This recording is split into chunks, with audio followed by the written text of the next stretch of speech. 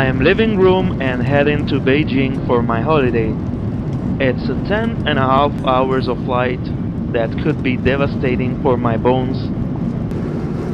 Shortly after the departure, the air company delivers the food. But my strategy is not to eat anything, because that kind of food makes you feel heavy and lethargic.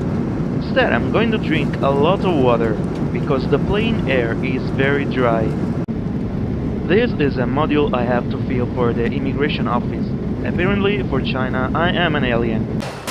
Okay, I am arrived. I take my baggage and a taxi for the city.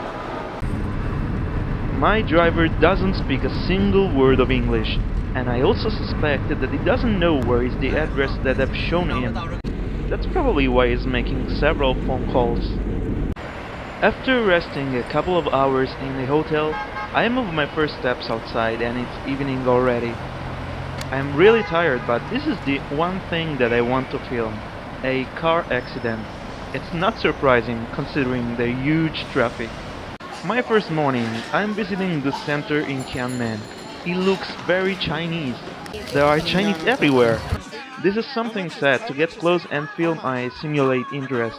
Living fish, frogs, turtles, sold as keychains.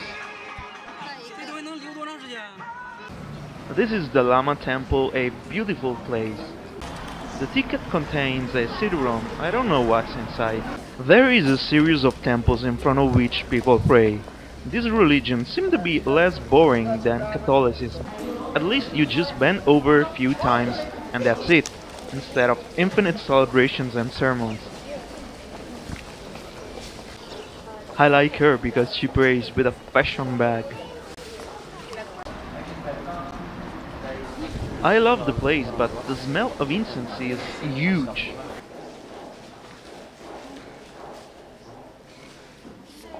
Between the temples there is this irony thing, and the game seems to be that you have to put a coin on the top. This is my second day and it's completely dedicated to the Forbidden City. I actually wanna archive the must-see places soon.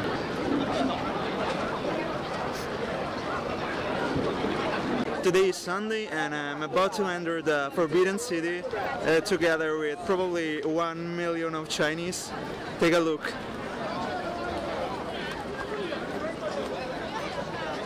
The weather is not the best, all grey with a weak sun, but the temperature is nice.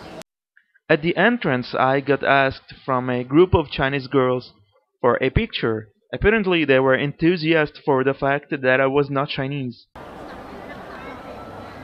The Forbidden City is beautiful, and it's really big, so even one whole day it's probably not enough to see everything. Close to the exit there is one of the 4 stars rated toilets, and it deserves it because compared to the other public toilets in Beijing, this one is much cleaner. Now it's the turn of the university. I am inside the Peking University and I start my tour from the Seismology Institute. I just walk among the corridors, the classes, the offices, and I hope that there was not the need for an ID to enter because I actually didn't ask anything to anyone. After a while I decide to follow a lesson, and I find this class that is quickly being filled with people, so I understand that the lesson is starting soon. And meanwhile I am surprised at how these young men and women are serious. They just arrive, lay the book on the desk, and start studying. While in Italy, it would be before a lesson, it would be all chatting and screaming and flirting. It's totally different here. They are really serious. I wonder what the lesson is about.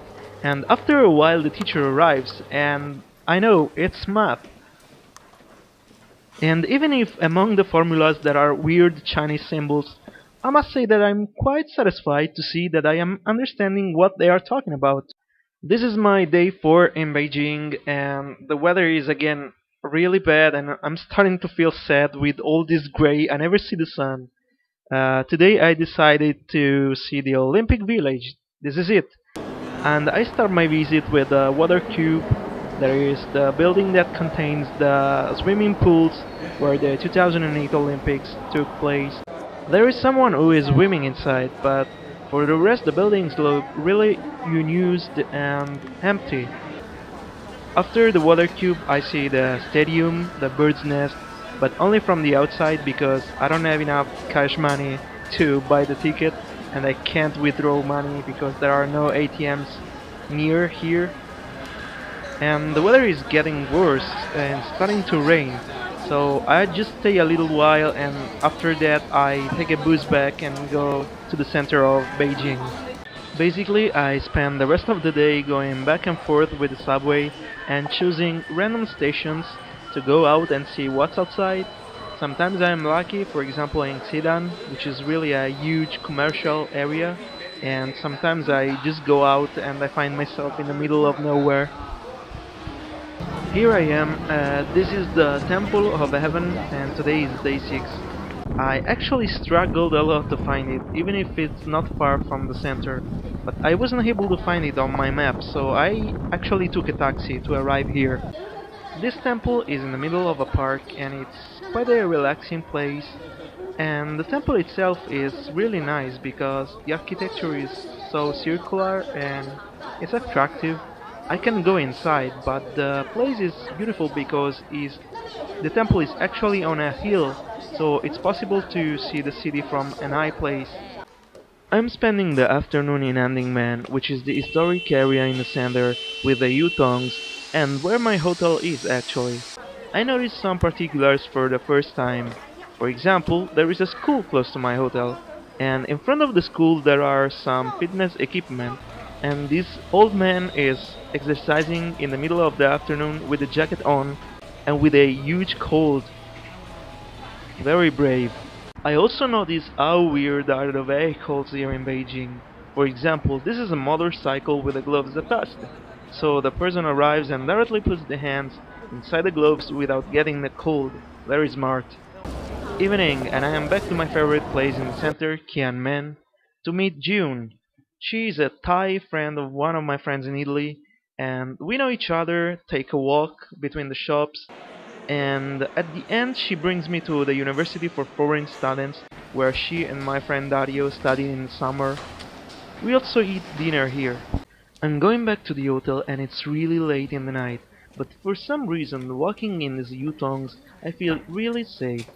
I actually don't think there is much classic street crime here in Beijing, despite the poverty and the huge population.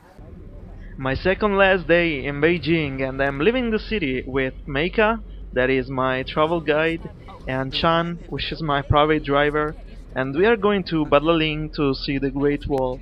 Meika is a great guide, she is really friendly, and she gives me a lot of explanations about Beijing, Chinese culture, everything.